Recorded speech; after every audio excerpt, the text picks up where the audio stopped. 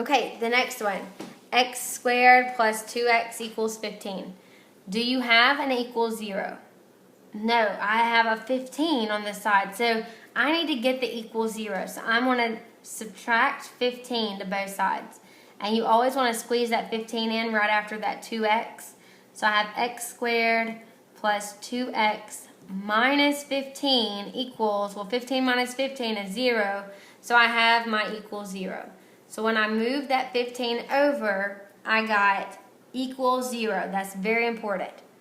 Now, how many terms do I have left? 1, 2, 3. So that means that I'm either going to be able to do, like we had before, the bottoms up or the perfect square trinomial. And this is definitely not a perfect square trinomial, so I am going to have to do bottoms up again. So I want to find the factors of 1 times 15 is 15 that subtract to give me a positive 2. So I'm subtracting to get a positive 2, and I have 1 and 15, 3 and 5. I can subtract 3 and 5 to get 2, and when I'm subtracting, I have to have different signs. The bigger number needs to be the sign of that middle term. So the bigger number is going to be positive, the smaller number is going to be negative. Now I'm going to divide by my leading term, x. And when I do my bottoms up, I have x minus 3 and x plus 5. Set those equal to 0, because that's my next step. Set my factors equal to 0. So x minus 3 equals 0, and x plus 5 equals 0. So when I add 3 to both sides, I have x equals 3. And when I subtract 5, because you want to do the opposite of plus 5, I'm going to minus 5 to both sides. So when I minus 5 to both sides, I have x equals negative 5. So my answer on this one in the box would be 3 comma negative 5. Okay.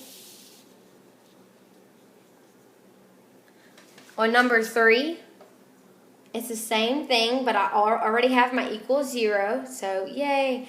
So since I have my equal 0, I count how many terms I have. 1, 2. Well, the only thing that you can do with 2 terms is difference of 2 squares or GCF. Remember, GCF goes with everything, but unless I have an x in all the terms, I can't do a GCF.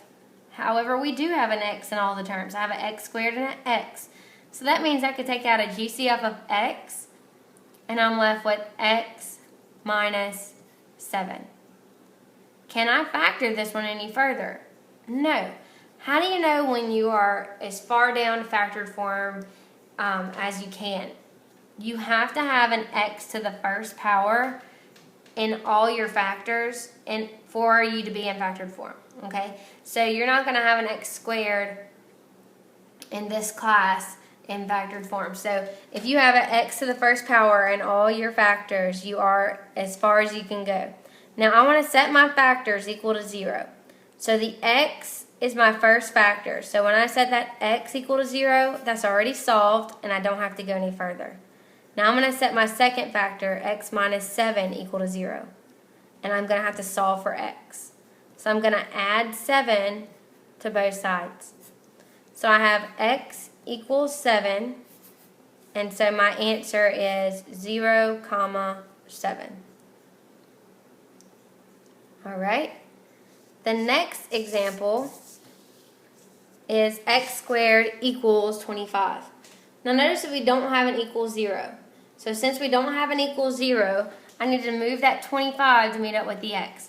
So I'm going to subtract 25 to both sides. So I'm going to have x squared minus 25 equals 0. Okay? Now, I don't have an x in both groups this time, so remember the only 2 things that you can do with 2 terms is GCF and difference of 2 squares. Can I take the square root of the first and the last term? Yes. I can take the square root of x squared and get x, the square root of 25 and get 5. I'll have one with a minus and one with a plus. Let me give you a bit of information. Anytime you're solving by factoring, you're never going to have a prime polynomial. So you'll always be able to factor it. So just keep that in mind when you're working these problems. Nothing will ever be prime. You will always be able to factor it some way. All right? So I'm going to set my factors equal to 0. So x minus 5 equals 0, x plus 5 equals 0, and solve. So if I add 5 to both sides on the first one, I'm going to get x equals 5. If I subtract 5 to the second one, I get x equals negative 5. So in my box, I have 5 and negative 5 as my answers. Now the next one is a little bit longer, so I think I'm going to pick up on it on the next video.